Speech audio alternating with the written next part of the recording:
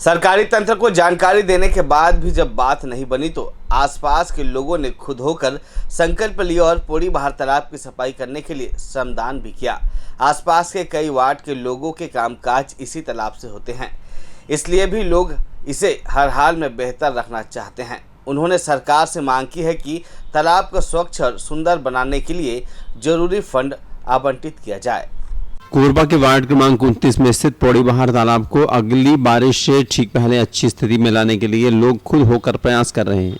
अलग अलग कारण से यहाँ की स्थिति हर किसी को परेशान कर रही थी, इसलिए नागरिकों ने तालाब की साफ सफाई के लिए निर्णय किया और संसाधन के साथ इस काम में जुट गए। उन्होंने तालाब में उतरकर बड़े हिस्से की साफ सफाई की और अपशिष्ट को बाहर निकाला।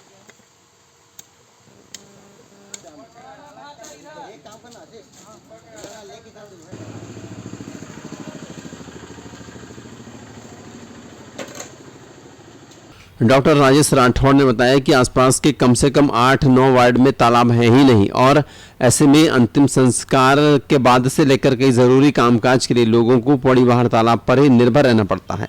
ऐसे में जरूरी है कि हमारे क्षेत्र का यह तालाब हर समय साफ सुथरा रहे।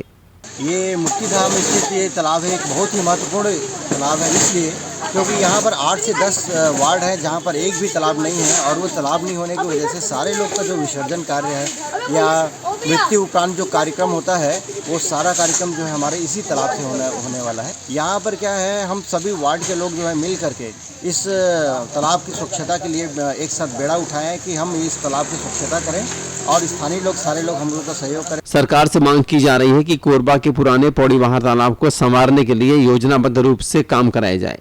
नगर प्रशासन और नगर निगम से भी मैं अपील करूंगा कि वो इस तालाब की सुध लें और इस सुध लेकर के इसकी सौंदर्यीकरण के लिए करें। ये एकमात्र तालाब है जो जल स्तर को बनाए रखने के लिए बहुत ही महत्वपूर्ण है।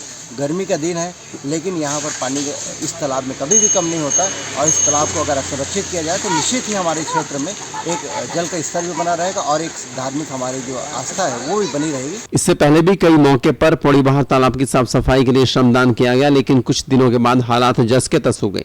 देखना होगा कि अब की बार किए गए प्रयास से कितने समय तक यहाँ की तस्वीर अच्छी रहती है। कोरबा से मनोज यादव के साथ तरुण मिश्रा की रिपोर्ट।